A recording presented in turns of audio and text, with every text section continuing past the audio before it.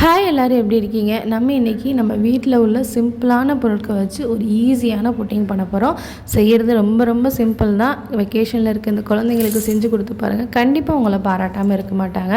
இப்போ ஒரு மிக்ஸி ஜாரில் 1 கப் அளவு பொட்டுக்கடலை, 10 பாதாம், 10 முந்திரி எடுத்துக்கோங்க. பொட்டுக்கடலை நல்லா வறுத்த பொட்டுக்கடலையாக பொருன்னு இருக்கிற மாதிரி எடுத்துக்கோங்க, அப்போ தான் ஈஸியாக பவுட்ரு ஆகும். இப்போ இதோட ஒரு 1/2 டீஸ்பூன் அளவுக்கு ஏலக்காய் பவுடர் சேர்த்துருக்கேன். அதோட ஒரு 1/4 கப் அளவு நடக்கடலை நல்லா வறுத்து தோல் உரிச்ச நடக்கலை சேர்த்துருக்கேன். அதோட 1 கப் அளவு சர்க்கரை வந்து நீங்கள் நாட்டு சர்க்கரை கூட சேர்த்துக்கலாம். இந்த மாதிரி நல்லா ஃபைன் பவுடராக அரைச்சி எடுத்துக்கோங்க. இப்போ அடுப்பை பற்ற வச்சுட்டு 1/2 லிட்டர் அளவுக்கு பால் சேர்த்துக்கோங்க. பால் வந்து நல்ல திக்கான பால், அதாவது ஃபுல் ஃபேட் மில்க் எடுத்துக்கணும். நான் வந்து ஃபுல் ஃபேட் மில்க் தான் எடுத்திருக்கேன். அதோட நம்ம அரைச்சி வச்சுருந்த பொட்டுக்கடலை பவுடரை சேர்த்துட்டு மீடியம் ஃப்ளேமில் நல்லா கிளறிக்கிட்டே இருக்கணும். கைவிடாமல் கிளறணும்.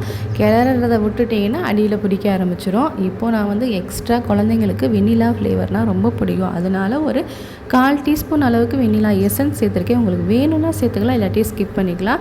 இப்போ பார்த்தீங்கன்னா ஒரு 2 நிமிஷத்துலேயே இந்த மாதிரி கொஞ்சம் லைட்டாக திக்காகிட்டே வரும். நம்மளுக்கு ரொம்ப நேரம் கிளறணும்னு அவசியம் இல்லை. ஒரு 2-3 நிமிஷத்துலேயே இந்த மாதிரி நல்லா திக்காக ஆரம்பிச்சிடும். இன்னும் வந்து ஃப்ளேமை லோ பண்ணிவிட்டு திரும்ப ஒரு 2 நிமிஷம் கிளறினீங்கன்னா பாருங்கள், நல்லா இந்த மாதிரி இட்லி மாவு பதத்தில் இருக்கும். இதை அப்படியே நல்லா ஆற வச்சுட்டு, நல்லா ஆற பார்த்திங்கன்னா இன்னும் திக்காகும். ஆற வச்சுட்டு நம்ம ஏதாவது கிளறும் போது ஒரு சின்ன சின்ன கட்டிகள் இருக்கும், அதை வந்து நல்லா ஸ்மூத் பண்ணுறதுக்காக நல்லா மிக்ஸி ஜாரில் இந்த மாதிரி அரைச்சி எடுத்துக்குவோம். பாருங்கள், பார்க்கும்போதே நம்மளுக்கு நல்லா க்ரீமி மாதிரி நல்லா ஃப்ளஃபியாக க்ரீமியாக இருக்கும். இந்த மாதிரி டெக்ஸ்சரில் இருந்துச்சுன்னா புட்டிங் கரெக்டாக சூப்பராக வரும். இப்போ ஒரு பவுல் எடுத்துக்கலாம். பவுலில் நீங்கள் எண்ணெயோ எதுவுமே தடவணும்னு அவசியம் இல்லை. உங்களுக்கு சப்போஸ் ஒட்டுங்கிற மாதிரி சந்தேகம் இருந்ததுன்னா கொஞ்சம் நெய்யோ எண்ணெயோ தடவிட்டு இந்த மாதிரி பவுலில் நல்லா ஈவனாக ஸ்ப்ரெட் பண்ணி விடுங்க. இப்போ மேலே எக்ஸ்ட்ரா ஃப்ளேவருக்காக நான் பாதாமும் முந்திரியும் கட் பண்ணி சேர்த்துருக்கேன். இதெல்லாம் ஆப்ஷனல் தான். உங்களுக்கு பாதாம் முந்திரி வந்து உங்களுக்கு பிடிக்கும்னா சேர்த்துக்கோங்க, இல்லாட்டி நீங்கள் வெறும் நடக்கலை கூட சேர்த்துக்கலாம்.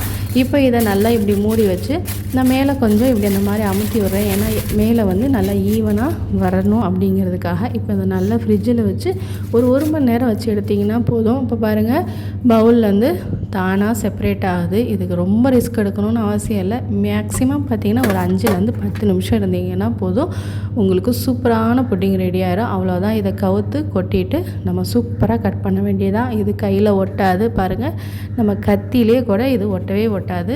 சூப்பர் டேஸ்ட்டாக இருக்கும். ரொம்ப சிம்பிளானது. நம்ம வீட்டில் குழந்தைங்களுக்கு உடனே செஞ்சு கொடுக்கறதுக்கு ஒரு டெசர்ட் தேவை அப்படின்னா கண்டிப்பாக நீங்கள் இதை ட்ரை பண்ணலாம். இல்லை ஒரு கெஸ்ட்டு வந்துட்டாங்க, உடனே ஏதாவது இனிப்பு செய்யணும் அப்படிங்கும்போது நீங்கள் இதை ட்ரை பண்ணலாம்.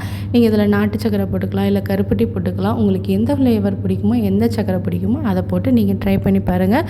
இன்னொரு இன்ட்ரெஸ்டிங்கான வீடியோவில் உங்கள் எல்லாரையும் சந்திக்கிறேன். அது வரையும் டேக் கேர், பாய்.